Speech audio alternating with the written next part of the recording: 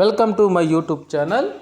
AP ఉద్యోగ పెన్షనర్లు సక్రమంగా ఐటీ రిటర్న్స్ వేయకపోతే జరిగేది ఇదే, 10 రెట్ల ఆదాయాన్ని కోల్పోతారు. అదేంటో ఒకసారి ఈ వీడియోలో చూద్దాం.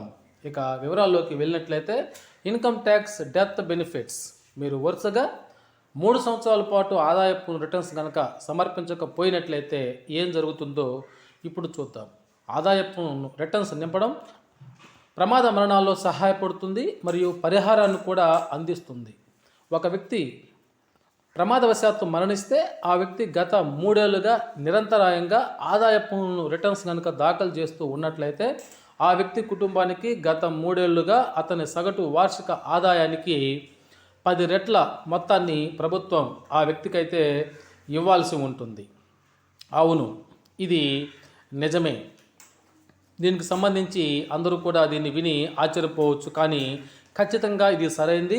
మరియు ప్రభుత్వ నియమాలు కూడా ఇలాగే ఉన్నాయి. ఉదాహరణకి ఒకరి వార్షిక ఆదాయం మొదటి 2 మరియు 3 సంవత్సరాల వరుసగా 4 లక్షలు, 5 లక్షలు మరియు 6 లక్షలు అయినట్లయితే అతని యొక్క సగటు వార్షిక ఆదాయము 5 లక్షలు అవుతుంది.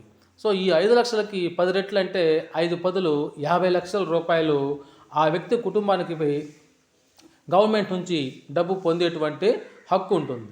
సమాచారం లేకపోవడంతో చాలామంది ప్రజలు గవర్నమెంట్ నుండి ఈ క్లెయిమ్ని అయితే తీసుకోలేకపోతున్నారు. పోయిన వాడిని శూన్యాన్ని ఎవరు పూరించలేరు, కానీ డబ్బు దగ్గర ఉంటే భవిష్యత్తు సాఫీగా సాగుతుంది.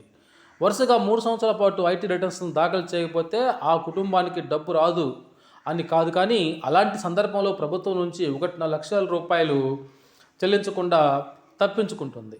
మరణించిన ఆ వ్యక్తి తన కుటుంబానికి నిత్యం సంపాదిస్తున్నాడని మరియు అతను జీవించి ఉంటే అతను తన కుటుంబానికి రాబోయే 10 ఏళ్లలో తన కుటుంబానికి ప్రస్తుత ఆదాయం కంటే 10 రెట్లు సంపాదించి ఉంటాడని వారు నమ్ముతారు.